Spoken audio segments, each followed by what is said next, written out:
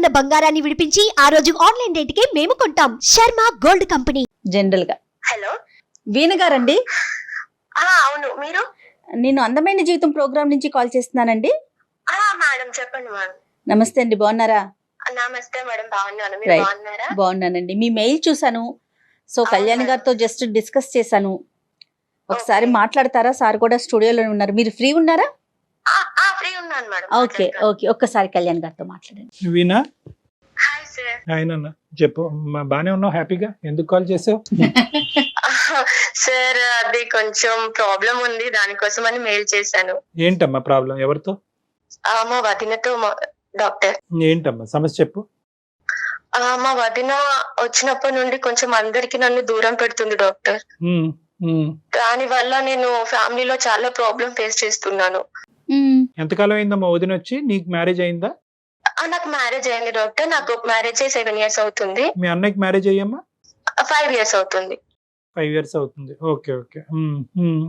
అందరూ అమ్మ నాన్న అందరూ కలిసే ఉంటారా? వదిన, అన్నయ్య, అమ్మ నాన్న అందరూని కలిసే ఉంటారు. రైట్. పక్క పక్కనే ఉంటారు. అదే. నువ్వు వెళ్తూ వస్తూ ఉంటావమ్మా? అప్పుడు పండుగలకి అలా వెళ్తూ వస్తుంటాను డాక్టర్ గారు. చెప్పు నాన్న. దూరం పెట్టడం అంటే ఏంటండి, ఎట్లా? అంటే నాకు మేమిద్దరమే డాక్టర్, అన్నయ్య నేను. చిన్నప్పటి నుంచి కూడా అన్నయ్య నన్ను చాలా ప్రేమగా చూసుకునేవాడు డాక్టర్.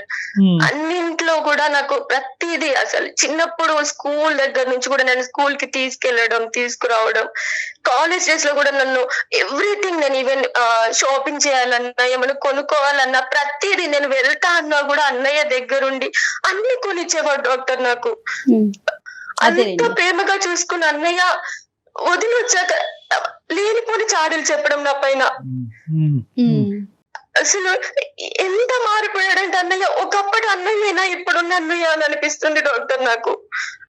అన్నయ్య మారిపోయాడమ్మా? లేదంటే అంటే అన్నయ్యలో మార్పు రావటానికి అన్నయ్యే కారణమా, వదిన కారణమా? వదిన అంటే చిన్న వాటిని కూడా పెద్దగా చేసి చెప్తారు డాక్టర్ గారు. అంటే ఏం లేకపోయినా బయటకు తీసుకెళ్తుండు, అంటే మా పిల్లలకు కావాలి కదా అన్ని తనకే పెడుతుండు అనేసి. ఇప్పుడు ఎప్పుడో ఒకసారి వెళ్ళినప్పుడు అన్నయ్య చూసుకోవడంలో తప్పేముంది డాక్టర్? అన్నయ్య అన్నాక ఆ మాత్రం చూసుకుంటారు కదా. చూసుకోవచ్చు, కానీ ఏంటంటే అతని కాన్సన్ట్రేషన్ అంతా ఇటువైపే ఉందేమో అని వదిన భావిస్తుంది. తన ఫ్యామిలీ వైపు కూడా చూడాలి కదా, తన పిల్లల వైపు కూడా చూడాలి కదా అని చెప్పి.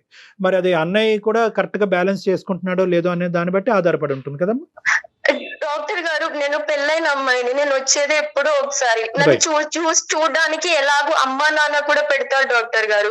ఇంకా అన్నయ్య అన్నాక అన్నయ్య వంతు ఎంతో కొంత చెల్లెకి పెట్టాలని ఉంటుంది కదా. పెట్టాలి. కానీ వదిన పర్మిషన్ ఇవ్వకుండా అన్నయ్య పెట్టే పరిస్థితి లేదు ఏమ్మా?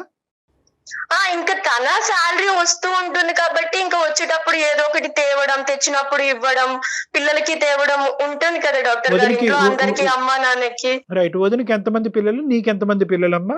నీ పరిస్థితి? వదినకి 2 పిల్లలు డాక్టర్ గారు, నాకు ఇంకా పిల్లలు లేరు.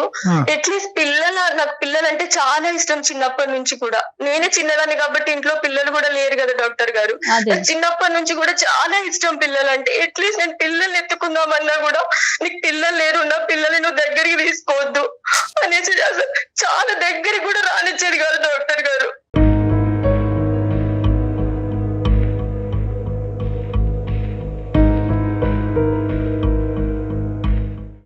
ప్రతి దానికి సెంటిమెంట్ గా వాళ్ళని నా దగ్గర నుంచి దూరం తీసుకెళ్లడం, నేనేమైనా కొనిచ్చినా కూడా ఇవ్వకపోవడం.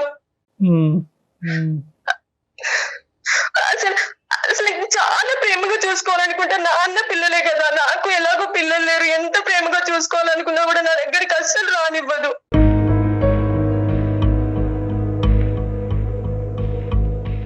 కాదు వీణా, అమ్మ వీణా, ఇప్పుడు నీ సైడ్ నుంచి ఏమన్నా ఉందా ప్రాబ్లము? అంటే వదినతో నువ్వు అంటే బ్రదర్ కి అన్నయ్యకి ఎక్కువ ప్రిఫరెన్స్ ఇవ్వటం, తెలియకుండానే వదిన్ని కొద్ది దూరం పెట్టము అనేటటువంటిది ఏమన్నా ఉందా? బహుశా నువ్వేమన్నా వదిన దగ్గర చేసుకునే ప్రయత్నం? నేను పెళ్లి చేసుకొని ఒక ఇంటికి వెళ్ళాను.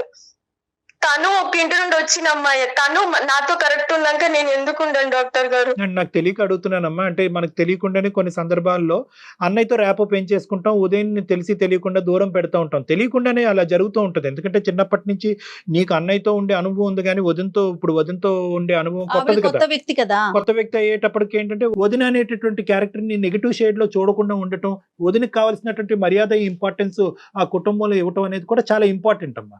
సో అది ఇస్తున్నావా లేదా అనేది నా ప్రశ్న. ఖచ్చితంగా డాక్టర్ గారు. నేను ఈవెన్ నేను ఒక ఇంట్లో ఉండి ఆ బ్రదర్ మీద సాధిస్తున్నాను, ఏదో రకంగా నేను తనని పరాయిదాన్ని చేసి చూస్తున్నాను అంటే ఓకే డాక్టర్ గారు. నాకు ముందే పెళ్లి అయిపోయింది. నేను వచ్చేదే ఎప్పుడో ఒకసారి పండుగలకు వస్తాను, 2-3 రోజులు ఉండి వెళ్ళిపోతాను. అంటే మీ ఇద్దరు ఇప్పుడు ప్రెసెంట్ అయితే టాకింగ్ టర్మ్స్ లోనే ఉన్నారమ్మా. ఇంటికి వెళ్తున్నావా వెళ్ళట్లేదు? అక్కడ మీ పుట్టింటికి వెళ్తున్నావా వెళ్ళట్లేదా? ఎప్పుడో ఒకసారి వెళ్తాను, కానీ వెళ్ళినప్పుడు కూడా ఆ వదిన అసలు పలకరించదు, సరిగా మాట్లాడదు, ఏదో పరాయి వాళ్ళని చూసినట్టు చూస్తది. అసలు అన్నయ్యని నాతో మాట్లాడనివ్వదు, పిల్లల్ని నా దగ్గరికి రానివ్వదు, లేని పోనీ ఎక్కించి చెప్తది. ఒకసారి డాక్టర్ గారు అన్నయ్య వదిన వాళ్ళ యానివర్సరీకి వదినకి నెక్లెస్ కొనిచ్చారు. అది ఒక రోజు ఏమైందంటే నేను బ్యాగ్ తీసుకెళ్తాను కదా, నేను లగేజ్ తీసుకొని వెళ్ళినప్పుడు ఒక రోజు సడన్ గా నా బ్యాగ్ లో దొరికింది. అది పోయింది, సర్చ్ చేస్తుంటే నా బ్యాగ్ లో దొరికింది. అది కూడా వదినకి దొరికింది.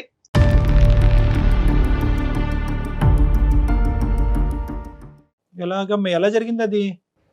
ఏమో డాక్టర్ గారు, అసలు నాకు ఏం తెలీదు. నేనేదో పనులు చేస్తూ ఉన్నాను, సడన్ గా నెక్లెస్ పోయింది అనేసి అంటే అందరం కలిసి వెతికాం ఇంట్లోనే. ఇంట్లో పని వాళ్ళు ఎవరైనా ఉన్నారమ్మా? అంటే పని చేసే బయట నుంచి వచ్చేది ఎవరు లేరు డాక్టర్ గారు, ఎవరి పనులు వాళ్ళే చేసుకుంటాము. ఎవరి పనులు వాళ్ళే చేసుకుంటారు, బయట వాళ్ళు ఎవరు లేరు. పోయినటువంటి గొలుసు నీ బ్యాగ్ లో దొరికింది. అక్కడి నుంచి ఏమందమ్మా వదిన రియాక్షన్ ఏంటి?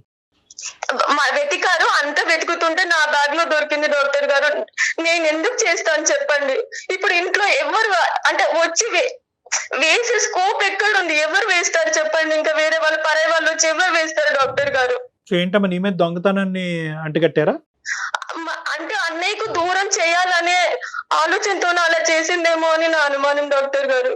ఆయన ఎలా బిహేవ్ చేస్తాడు? మీ బ్రదర్ ఎలా బిహేవ్ చేస్తారండి మీతో? అన్నయ్య బాగానే ఉంటారు, కానీ ఇప్పుడు కొంచెం మారిపోయి మాటలు తగ్గించడం. ఒక నిమిషం, ఇందాక సంఘటన బహుశా చాలా కీలకమైన సంఘటన కాబట్టి అడుగుతున్నాను. అన్నయ్య రియాక్షన్ ఏంటమ్మా ఆ ఇష్యూ అప్పుడు? నిన్ను తప్పు పట్టాడా లేదంటే ఏదో యాక్సిడెంట్ లా? ఎవరిని ఏమనలేకపోయారు డాక్టర్ గారు. ఇప్పుడు నన్ను అంటే నేను బాధపడతాను, వదినని అన్న వదిన బాధపడుతుంది. సో ఆ రోజు ఆ సంఘటన తర్వాత ఎవరి సైడ్ నుంచి ఎటువంటి రియాక్షన్స్ లేవు, కానీ నీకు వదినకి మధ్యన మాత్రం గ్యాప్ పెరిగింది. కానీ నా మీద అయితే నెగిటివ్ ఇంప్రెషన్ ఉంటది కదా డాక్టర్ గారు. నేను వాళ్ళందరి ముందు ఎలా తలెత్తుకోగలను?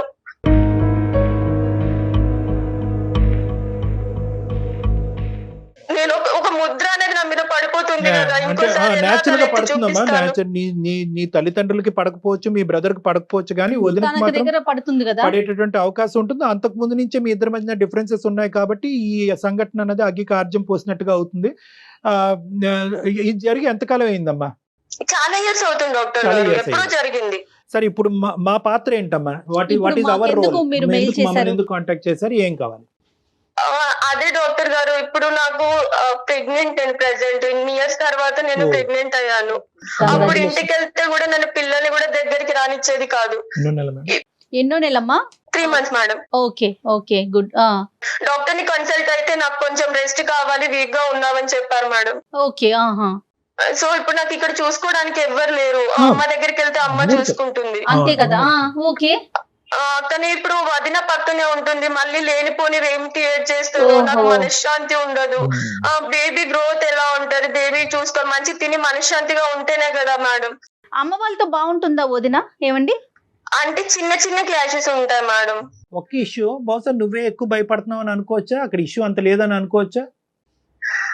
సార్ నాకు వదిన నాకు సపోర్ట్ గా ఉంటే నేను ఎంత భయపడను కదా సార్. మీకు మేలు చేసి అంత నేను భయపడుతున్నానంటే మీరు అర్థం చేసుకోండి సార్. ఇప్పుడు బాగా అర్థమైంది. ఇప్పుడు ఆవిడతో ఒకసారి మాట్లాడమంటారా? అదేనా మీ ఉద్దేశం?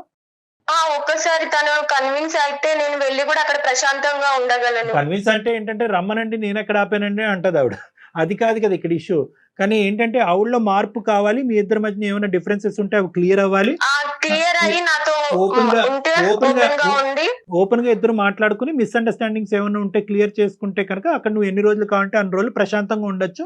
లేదంటే ఒత్తిడితో ఉంటే కనుక బిడ్డ మీద ప్రభావం పడుతుందని భయపడుతున్నావు. ఇక్కడ నీకు మీ ఇంట్లో ఉండలేనటువంటి పరిస్థితి, అంతే కదమ్మా? అంతే డాక్టర్ అయితే గారు. వీణ ఇక్కడ ఇంకొక విషయం ఉందండి, తను హట్ అయ్యే అవకాశం కూడా ఉంటుంది. ఎందుకంటే ఇప్పుడు ఇంట్లో మీ ఇద్దరి మధ్య జరుగుతున్నది, ఇప్పుడు మీరు ఒక్కరే మాట్లాడారు, తన మనసులో ఏముందో తెలీదు, మీ వైపు నుంచి తను ఎలాంటి ఇబ్బంది ఫేస్ చేసిందో కూడా తెలియదు కదా. మాతో మాట్లాడిస్తున్నందుకు కూడా ఇబ్బంది పడవచ్చు. ముందుగా మీరు చెప్పండి.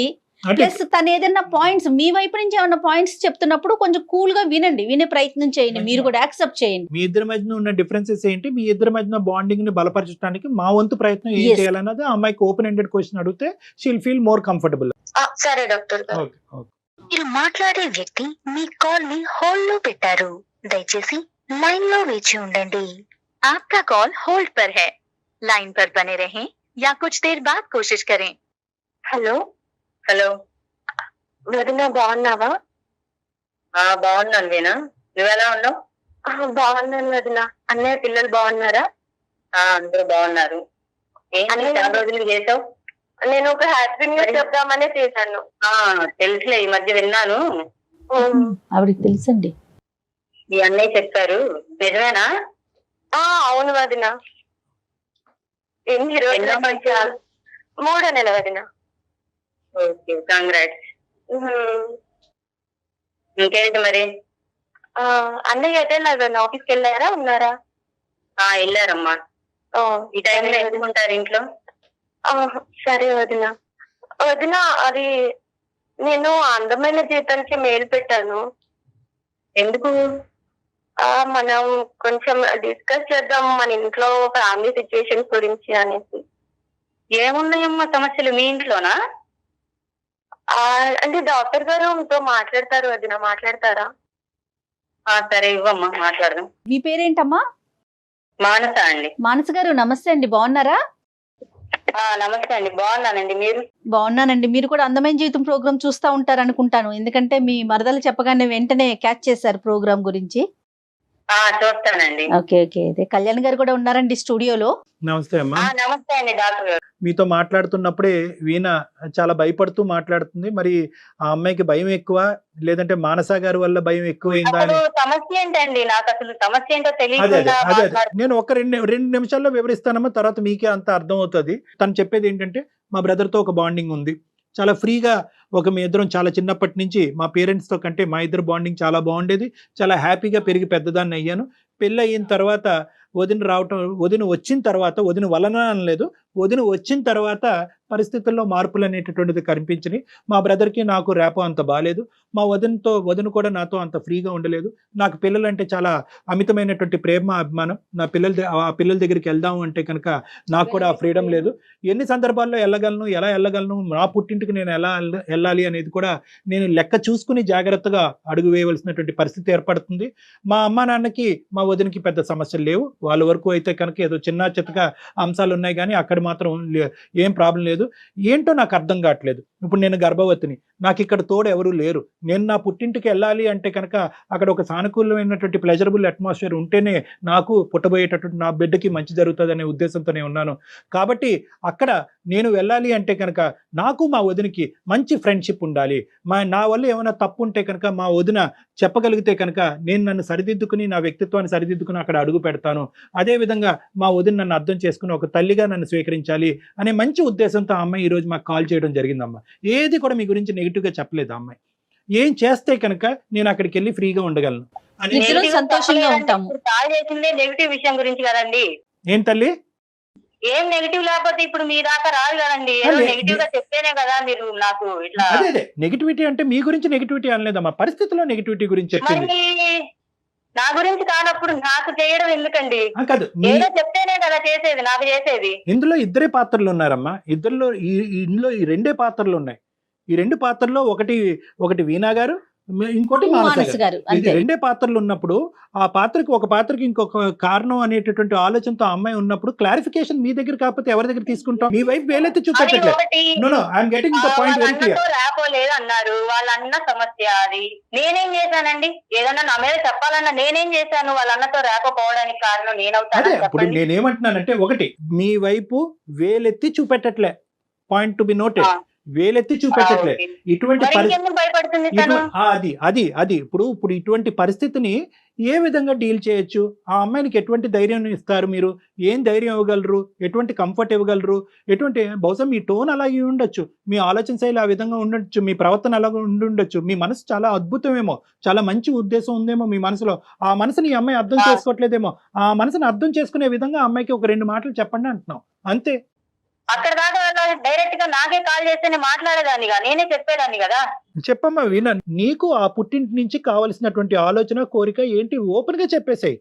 దాన్ని బట్టి అది ఉంటుందా, జరుగుతుందా, అవ్వదా, లేదంటే నువ్వు అపోహ పడుతున్నావా, భ్రమ పడుతున్నావా, వాస్తవం అనేది మనకు అర్థం అవుతుంది. అదే వదిన, అంటే నేను ఎప్పుడు వచ్చినా కూడా నువ్వు అంటే అందరితో ఉన్నట్టు నాతో ఉంటున్నావా? ఇప్పుడు పరాయిదాన్ని చూసినట్టు చూస్తున్నావు వదిన.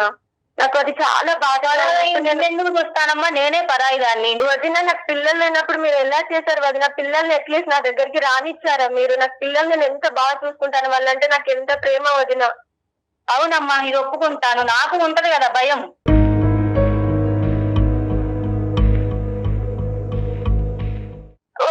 సమాజంలో జరుగుతుందే కదా నేను చేశాను. బయట వాళ్ళంటే ఏదో అనుకోవచ్చు వదిన, ఇంట్లో వాళ్ళు కూడా ఇలాంటి ఫాలో అయ్యి ఇలా చేస్తే నా మనసు ఎంత బాధపడిద్ది, నాకు ఎంత కష్టంగా ఉంటది తెలుసు కదా వదిన.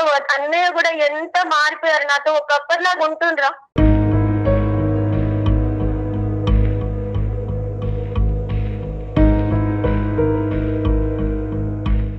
ఏమ్మా, మా అన్నయ్య మారాడు అనేది ఒక ఆలోచన అమ్మ ఈ అమ్మాయికి. ఇంతకు ముందు పెళ్లికి ముందులాగా అన్నయ్య మారాడు అంటే దానికి నేనేం చేస్తానండి? చెప్పండి, మీరు చెప్పండి. కాదు, మిమ్మల్ని ఒక అవును, మారకుండా ఎలా ఉంటారు? ఇప్పుడు 2 పిల్లలు ఉన్నారు, పెళ్ళి ఇన్ని సంవత్సరాలు అవుతుంది, మారకుండా ఎలా ఉంటారు? బాధ్యతలు అనేవి పెరగవా? ఇంకా చిన్నతనంలోనే ఉండి చెల్లెలకి అది ఇవ్వాలి ఇది ఇవ్వాలి అని చెప్పేసి ఇంకా ఇటు ఫ్యామిలీని పట్టించుకోకుండా అలా ఉంటారా? చెప్పండి, మారకుండా అంతే ఉంటారా? అంటే ఆ మార్పు అనేది ఒక బ్యాలెన్స్ గా ఉండాలి కదమ్మా. ఈ అమ్మాయికి కూడా ఏం 10 మంది అన్నయ్యలు లేరు, ఉన్నది ఒకే అన్నయ్య. వీళ్ళిద్దరి మధ్యన మంచి బాండింగ్ ఉంది. కంప్లీట్ గా ఆ కుటుంబాన్ని, మిమ్మల్ని, మీ పిల్లల్ని నెగ్లెక్ట్ చేసి ఈ పడవలోకి రమ్మని నేను చెప్పట్లే. కానీ ఈ అమ్మాయి మనసు కూడా అర్థం చేసుకుని కొద్దిగా ఆ అమ్మాయికి కావాల్సినటువంటి అవసరాలు కానీ ఏమన్నా ఆ ఫీలింగ్స్ ఎలా ఉంటున్నారండి? వచ్చినప్పుడల్లా బాగానే అన్నయ్యతో కలిసి బాగానే ఖర్చు చేస్తున్నారు, అంతా బాగానే చూసుకుంటున్నాడు కదా. మీ ఇంటి ఆడబడుచు ఎన్నిసార్లు వస్తుందమ్మా మీ ఇంటికి? అవును, ప్రతి పండక్కి వస్తూ పోతూనే ఉంటదండి. అమ్మ మానస, ఆడపిల్ల ఒక లెక్క పెట్టుకుని పండక్కి పబ్బానికే రావాల్సినటువంటి అవసరం ఏముంది? ఓకే, లేదు పండక్కే రావాలి, ఆడపిల్లే కానీ ఈడపిల్ల కాదని అనుకుందాం, సరే. కానీ ఎన్ని సందర్భాల్లో మీకు మీరుగా ఇన్వైట్ చేశారు, రా తల్లి మా ఇంటికి రా అని చెప్పి. ఎందుకు ఆ అమ్మాయి గర్భవతి అనేటటువంటి అంశం ఇంత లేటుగా మీకు ఎందుకు తెలిసింది? ఈరోజు ఫస్ట్ టైం సుమన్ టీవీ వాళ్ళ ఆధ్వర్యాన మీరు ఆ అమ్మాయి కంగ్రాచులేషన్ చెప్పాల్సినటువంటి అవసరం ఏముంది? అంటే ఇవన్నీ వింటూ ఉంటే కనుక మీ ఇద్దరి మధ్యన ఆ స్థాయి రేపో లేదేమో అని నాకు అనిపిస్తుందమ్మా. సంతోషంగా ఫోన్ చేసి, వదిన ఇట్లా నేను ఇన్ని సంవత్సరాల తర్వాత ప్రెగ్నెన్సీ కన్సీవ్ అయ్యాను అని చెప్పి నేనే అడగాల అండి? కాదు, ఫోన్ రిసీవ్ చేసుకోవట్లేదు, ఫోన్ ఎత్తట్లేదు అని అంటుందమ్మా ఫోన్ అమ్మాయి. రిసీవ్ చేసుకోవట్లేదంటే ఇంట్లో ఎన్ని పనులు ఉంటాయండి? తను అన్నీ మీరే చెప్తున్నారు మనసు గారు. రెండు మీరే చెప్తున్నారు. ఫోన్ చేసి చెప్పాలి గుడ్ న్యూస్ నాకు అనేసి అంటున్నారు. బాగుంది, సంతోషం. మరి ఫోన్ పిక్ చేస్తే కదా తను చెప్పడానికి అవకాశం. సరే, నేనంటే లిఫ్ట్ చేయలేదండి. వాళ్ళ అన్నయ్య ఉన్నారు, వాళ్ళ అన్నయ్యకి చేస్తది, కాల్ చేస్తది, చెప్పిందంట. మరి అదేదో వదిన కూడా ఇవ్వన్నయ్య మాట్లాడతానని చెప్పేసి ఒక మాట అడగొచ్చు కదా. ఏమ్మా వీణా, ఎన్ని ప్రయత్నాలు చేసావు మీ వదినకి చెప్పడానికి? అట్లీస్ట్ ఒక వాట్సాప్ మెసేజ్ లేదంటే షేరింగ్ మై గుడ్ న్యూస్ అనేటటువంటి ఒక మెసేజ్ పెట్టచ్చు కదా వీణా, వదినకి పెట్టావా? నేను డైరెక్ట్ గానే చెప్పి హ్యాపీనెస్ లో తన హ్యాపీనెస్ అనేది నేను వినాలని ఎవరి ఫీలింగ్స్ లో వాళ్ళు ఉన్నారు.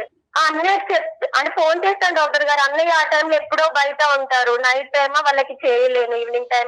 అమ్మ ఆలోచన ఉంటే అవకాశాలు చాలా ఉంటాయి. ఇప్పుడు వదిన చెప్పేటటువంటి బాధ కూడా ఏంటంటే, నేను ఇంపార్టెంట్ కాదా ఇంట్లో, నాకు తెలియపరిచినటువంటి అవసరం లేదు, ఇదే ఫస్ట్ టైము, ఇప్పుడు ఇక్కడ తెలియదు, ఇప్పుడు డైరెక్ట్ గా ఈ అమ్మాయి నోటు వెంట ఈ మంచి కబురు వినటం అనేది ఇప్పుడే ఫస్ట్ టైం అని చెప్పి ఆవిడ ఏదో మొక్కుపడిగా కంగ్రాచులేషన్స్ అని చెప్పింది. ఆవిడ చెప్పేటటువంటి వినే టోన్ లోనే నాకు ఏమనిపించింది అంటే, అక్కడ స్టూడెంట్ టీచర్ రిలేషన్షిప్ లాగా నాకు అనిపించింది. ఆవిడ మాట కూడా కరెక్టే, ఆవిడ మాట గట్టిగా ఉండొచ్చు, ఆలోచన ఇదిగా ఉండొచ్చు, కానీ తనకు కూడా ఈ ఇంట్లో ఒక ఇంపార్టెన్స్ ఉండాలి కదా. ఇప్పుడు ఇంత పెద్ద ఇది ఏదో విధంగా ఇంటికి వెళ్ళి అడుగుపెట్టి చెప్పచ్చు, ఆ ఇంట్లోనే అడుగుపెట్టి చెప్పచ్చు, ఒక మెసేజ్ పంపించవచ్చు, అన్నయ్యకి 1కి 100 సార్లు ప్రయత్నం చేసి అన్నయ్య ద్వారా వదినకి కమ్యూనికేట్ చేయించవచ్చు, లేదంటే అన్నయ్య ఫోన్ ద్వారా వదినతో మాట్లాడిపించవచ్చు. ఎందుకు జరగలేదు ఇది ఇప్పటికొచ్చి? ఆ అన్నయ్యకి చాలా అంటే కొన్నిసార్లు ట్రై చేశాను డాక్టర్ గారు, కానీ ఇంకా డైరెక్ట్ గా మాట్లాడడం అయితే కుదరలేదు అన్నయ్య పనుల వల్ల నాకు. కాదమ్మా వీణా, మీ అమ్మ వాళ్ళతో మీరు మాట్లాడుకుంటూనే ఉంటారు కదా, ఫోన్ చేస్తారు కదా, పోనీ అమ్మ ఇంట్లోనే ఉంటారు కదా, అమ్మ ఒకసారి వదినికి ఇవ్వు అని చెప్తే అయిపోతుంది కదా. భయంతో కమ్యూనికేట్ చేయలేకపోయావు, అంతవరకు నాకు అర్థమైంది. కానీ భయం ఎందుకండి, నేనే రాక్షసుని కాదు కదా, భయం ఎందుకు, భయపడాల్సిన అవసరం ఏముంది? సరేలేండి, చిన్న పిల్ల సరే చెప్పలేకపోయింది, ఒక సంతోషకరమైన విషయం. పోనీ మీరన్నా ఒక స్టెప్ తీసుకొని ఏమ్మా ఏంటి నువ్వు కన్సీవ్ అయ్యావంటే ఒక ఫోన్ చేసి ఉండొచ్చు కదమ్మా, మీరు కూడా పెద్దవాళ్ళే కదా తనకన్నా. నేను ఎలా చేసి అడుగుతానండి, అసలు తనకే లేనప్పుడు నా అందరికీ అదే ఇక్కడ సరే, ఇప్పుడు- బయట దాన్ని ఇద్దరు నేను ఎలా అలాగే ఆలోచిస్తే అడుగుతాను? ఇప్పుడు అదే ఎట్లాగమ్మా? ఇప్పుడు గ్యాప్ ఒకటమ్మా, కదా. ఇక్కడ ఖచ్చితంగా ఈగో బ్యారియర్ అనేది వస్తుందమ్మా. నేనెందుకు చెప్పాలి అనేది ఆ అమ్మాయికి ఉంది, ఆవిడే ఫోన్ చేయాలి కదా అని చెప్పి మీరు అనుకుంటున్నారు. ఇద్దరికి మధ్యన ఈగో బ్యారియర్స్ ఉన్నాయి, కానీ ఎవరో ఒకరు మెట్టు దిగాలి కదమ్మా. ఇక్కడ ఎవరో ఒకరు మెట్టు దిగాలి. సరే, ఒక అంశం మీద మనం ఇన్ని సందర్భాల్లో మాట్లాడుకోవద్దు. ఆవిడ మీకు ఫోన్ చేయటం అనేటటువంటిది ఇంపార్టెంట్. మెసేజ్ ఆవిడ నోటి ద్వారా మీకు కమ్యూనికేట్ చేయవలసినటువంటి బాధ్యత ఆ అమ్మాయి మీద ఉంది. సరే, తెలియనితనమో లేదంటే భయమో ఇంకో అంశమో తీసి పక్కన పెడదాం. ఇప్పుడు ఆ అమ్మాయి ఫ్రీగా హ్యాపీగా ఒక మంచి ఉద్దేశంతో ఒక మంచి అట్మాస్ఫియర్ లో అక్కడ ఉండటానికి అవకాశం ఉందా లేదా? రావద్దని అట్మాస్ఫియర్ లేదా నేను ఎలా చెప్తానండి? కాదమ్మా, ఇక్కడ డిఫరెన్స్ ఇక్కడ మంచి అట్మాస్ఫియర్ కాదమ్మా, రావద్దు అని నేను చెప్తానా? చెప్పండి. ఇంతకు ముందులా కాదు, వాళ్ళకి పెళ్ళయింది, వాళ్ళకి పిల్లలు ఉన్నారు, మనం ఇంత ఇదిగా ఖర్చు పెట్టించకూడదు అన్నయ్య చేత. వాళ్ళ సంసారం ఏంటి, నెలకొచ్చి ఎన్ని ఖర్చులు ఉంటాయి ఏంటి అని ఆలోచించాలి. ఇవన్నీ ఆలోచించకుండా అలా చేస్తే నాకు మాత్రం ఉండదా అండి?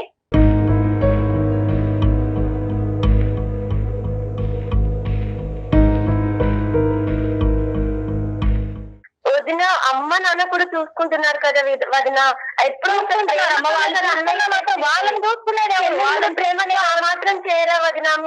మీరు ఇంటికి వెళ్తే మీ వాళ్ళు చూసుకోరా మిమ్మల్ని? నేను ఇంత ఖర్చు పెట్టించినమ్మా. ఇక్కడ ప్రధానమైనటువంటి అంశం, కీలకమైనటువంటి అంశం, మనీ. ఆడపిల్ల, మన ఇంటి ఆడపిల్ల మన చేత ఖర్చు పెట్టిస్తుంది అనేటటువంటిది. అది మీ భర్త మీద భారం అవుతుంది, దానివల్ల మీ కుటుంబం నెగ్లెక్ట్ అవుతుంది అనే భావం మీకుంది. ఏంటా ఖర్చు? ఇన్ని సంవత్సరాల్లో ఈ అమ్మాయి ఎన్ని వస్తువులు కొనిపించింది, ఏ విధంగా ఆర్థికంగా మీ కుటుంబం మీద భారం పెంచింది చెప్పండి. ఏముందండి, పండక్కి వచ్చినప్పుడు షాపింగ్ కానీ ఇలా అన్నయ్యని తీసుకొని బయటికి వెళ్ళడం. వాళ్ళ అన్నయ్యకి కూడా అంతేనండి, ఈవిడ వస్తే కొంచెం ఆయనకి ఎక్కడ లేని సంతోషం వస్తది. ఆమె అడగకుండానే అన్ని ఖర్చు పెట్టిచ్చేస్తాడు. ఖర్చు అంటే ఏంటండి మానస గారు మీ ఉద్దేశంలో? అంటే ఎలాంటి ఖర్చు? ఏదో ఆడపిల్ల ఇంటికి వస్తే ఒక చీర పెట్టి పంపిస్తాం.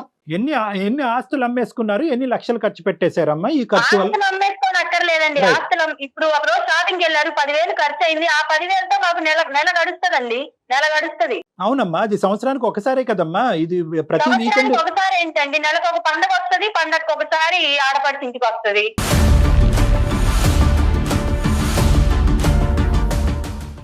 ఈ అమ్మాయి అక్కడికి ఖర్చు పెట్టడానికి గురించే వస్తుందనే భావం మీకుందా, లేదంటే మీ హస్బెండ్ ఆ ఖర్చు పెట్టేటటువంటి కోణంలోకి ఆటోమేటిక్గా వెళ్ళిపోతున్నాడా? ఈ అమ్మాయికి ఆ ఉద్దేశం ఉందనే ఆలోచన మీకు? అదే అయితే కనుక ఈ అమ్మాయికి మనం చెప్దాం, అమ్మా అక్కడ ప్రేమ ఆప్యాయతల గురించి వెళ్ళొచ్చు, ఏది ఆశించి అయితే మాత్రం నువ్వు వెళ్ళొద్దమ్మా అనేటటువంటి ఈ అమ్మాయి క్లియర్ కట్గా బల్లగుద్దినట్టు చెప్పొచ్చు. కానీ ఇలా బాధపడుతూ కష్టపడుతూ ఒక నెలసరి ఖర్చు అంతా కూడా ఆ అమ్మాయికి గిఫ్ట్ రూపాన్ని ఇచ్చే ఉద్దేశంతో ఇచ్చేటటువంటిది కూడా ఆ అమ్మాయికి అవసరం ఉందో లేదో నాకైతే తెలియదు, కానమ్మా అంత బాధపడుతూ అయితే మాత్రం మీరు ఇవ్వకూడదు. అది ఆ అమ్మాయి కలిసి కూడా రాదు. ఏం వినా అది ఆ అలా ఉద్దేశం. కాదండి, నాకు ఉంటది కదా, ఆడపడిచి ఇంటికి వచ్చింది, ఇప్పుడు నా ఉంటుంది. వదిన నాకు ఎలా మీ పెట్టిందో స్తోమతలో నేను ఇవ్వండి. కూడా అలానే పెట్టాలని నాకు ఉంటది. మీ కానీ నాకు ఆ స్తోమతలో ఛాన్స్ ఇవ్వరండి. హ్యాపీగా ఇవ్వండి, ఎంతవరకు అయితే మీకు ఉంటుందో అంతవరకు మీ హ్యాపీగా ఇవ్వండి. స్తోమతను బట్టి ఇవ్వచ్చు కదా. అదే అండి స్తోమత. ఇక్కడ మ్యాటర్ స్తోమత అండి. ఆ ఆ స్తోమతకు మించి ఖర్చు పెడితే ఒక్క ఇంపార్టెంట్ పాయింట్, సారీ మీ మాటకు అడ్డొస్తున్నాను, ఒక్క ఇంపార్టెంట్ పాయింట్ ఏంటంటే వీణకి ఇక్కడ ఖర్చు పెట్టాలి అనే ఉద్దేశంతో ఇక్కడ వస్తుందనే ఆలోచన మీకుందా, లేదంటే మీ హస్బెండ్ ఎక్కువ స్థాయికి వెళ్ళి ఇస్తున్నాడా?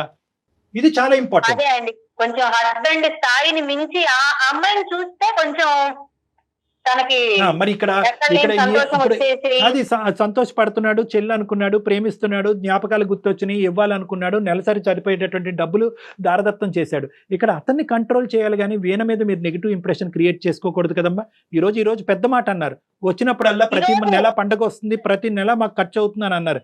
వీణకుందా ఉద్దేశం? వీణ ప్రేమ గురించి వస్తుందా, గిఫ్ట్ గురించి వస్తుందా? ఇప్పుడు నేనని దృష్టిలో పెట్టుకొని నేనేం అనలేదండి, ఆ అమ్మాయిని దృష్టిలో పెట్టుకొని. ఆ అమ్మాయి అంటుంది మా అన్నయ్య మారిపోయాడు. అవును, మారకుండా ఎలా ఉంటాడు?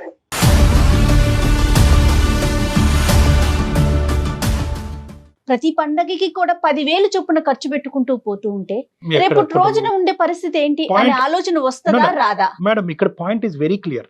ఇక్కడ ఏంటంటే వీణ అసలు ఏం ఆశిస్తుంది వాళ్ళ అన్నయ్య దగ్గర నుంచి? నిజంగా నెలకి 10,000 ఆశిస్తుందా, గిఫ్ట్ ఆశిస్తుందా? నాకైతే అలా అనిపించలేదు. అలాంటప్పుడు మరి వీణ కంట్రోల్ చేసుకోవచ్చు కదా అన్నయ్యని. అన్నయ్య నాకు ఇంత పెద్ద గిఫ్ట్ వద్దు, రైట్ రైట్ నేను పుట్టింటికి ఏదో వస్తున్నాను, వీణ నన్ను ముచ్చటగా చూసి పంపించండి, మంచి మాట. కడుపు నిండా పెట్టి మంచి మాట. పంపించండి కానీ అని ఒకటే- వీణ కంట్రోల్ చేయొచ్చు కదా. ఒకటైతే క్లియర్ మేడం, ఒకటైతే ఎస్ మానస్ గారు. మానస గారు ఒక్క పాయింట్ అయితే క్లియర్. అదే అండి, నాకు వచ్చిన డౌట్ అదే అండి. వీణ కంట్రోల్ చేస్తే అన్నయ్య ఆగుతాడా అనేది నా డౌట్.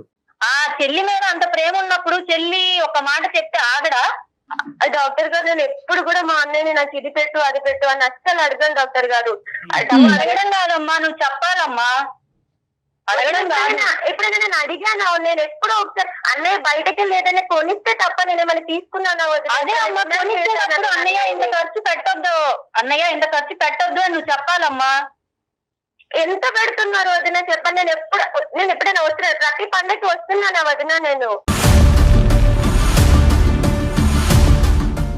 అమ్మ నేను ఒక్క మాట చెప్పొచ్చా వీణ? ఇక్కడ ఎంత ఖర్చు పెడుతున్నాడు అనేది ఇక్కడ ఇది కాదు. మీ అన్నయ్య ఎంత సంపాదిస్తున్నాడు, ఆర్థికంగా ఒక మధ్యతరగతి కుటుంబంలో ఎంత బరువు బాధ్యతలు ఉన్నాయన్నది నీకు తెలుసు. అవును డాక్టర్ ఇక్కడ గారు, నాకు తెలుసు. నాకు పెళ్ళండి, ఇప్పుడు నాకు ఎన్ని బాధ్యతలు ఉంటాయో, ఒక ఇల్లు ఉన్నాక ఇంకా కాదు, వాళ్ళకి అదే, పిల్లలు ఉన్నారు, ఇస్తున్నాడు. వాళ్ళని చూసుకోవాలి.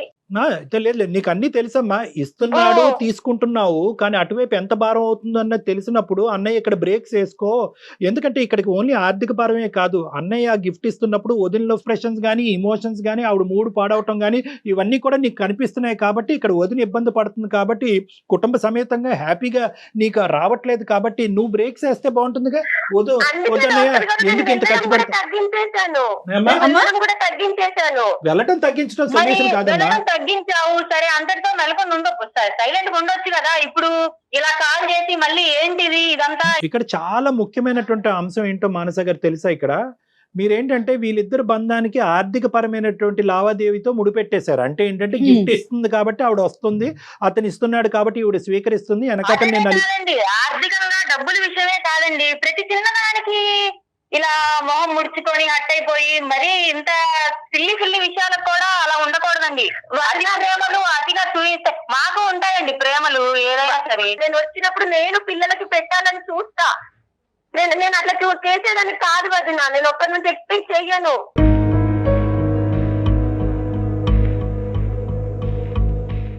అన్నయ్య పెడితే ప్రేమగా పెడితే తీసుకుంటాను తప్ప నేను అన్నయ్య నీకు నోటు చేసి నేను తీసుకొని నేను నా ఇంటికి వెళ్ళిపోవాలని నేను చూడను వదిన.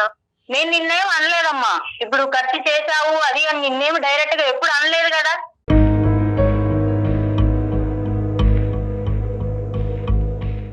అన్నానా?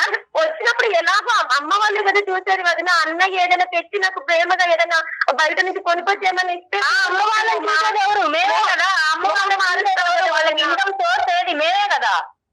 డాడీకి ఎంతో కొంత పెన్షన్ వస్తుంది, వాళ్ళ పెన్షన్ తోనే బతకరగమ్మా, నెలంతా పెన్షన్ తోనే గడవదుగా.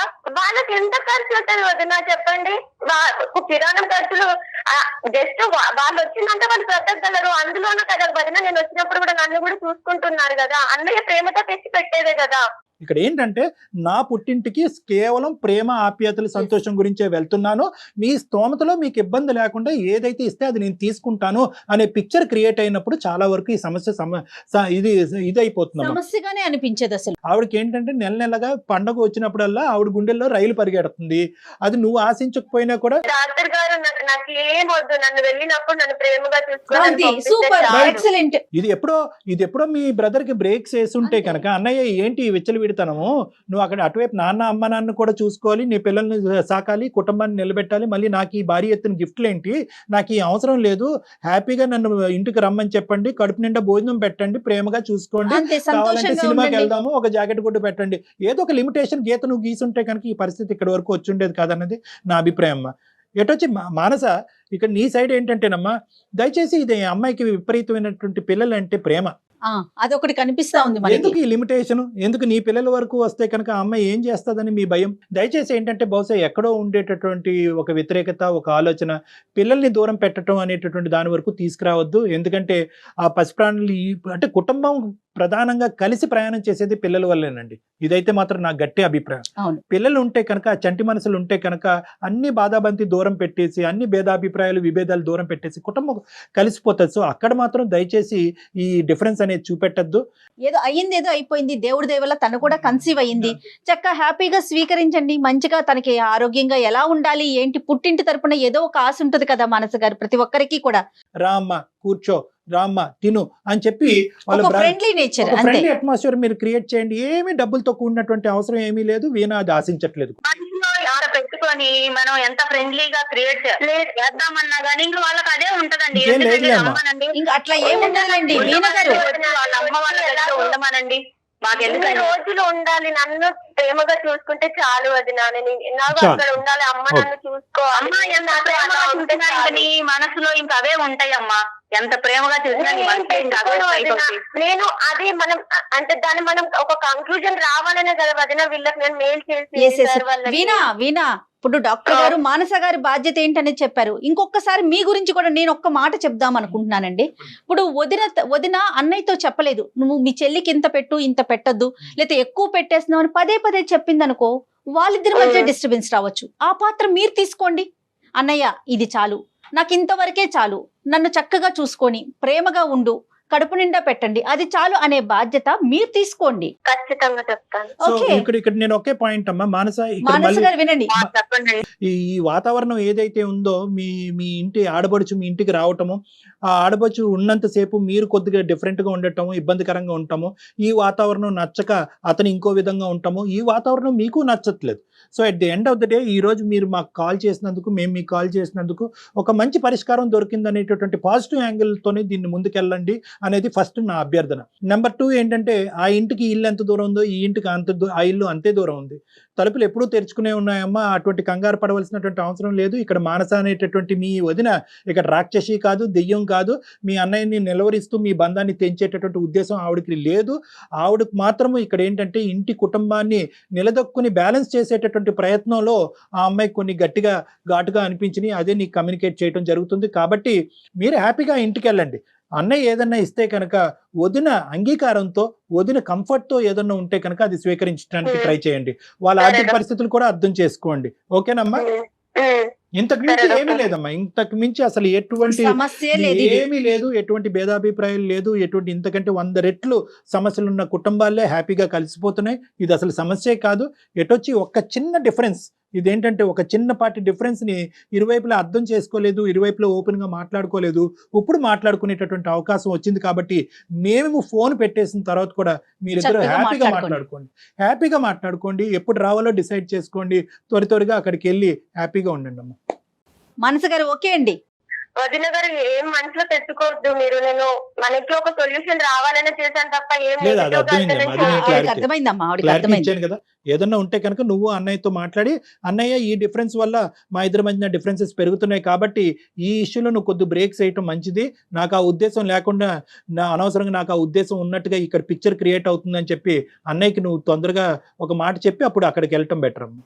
రైట్ అమ్మా. సరే మేడం. మానస గారు ఓకే అండి.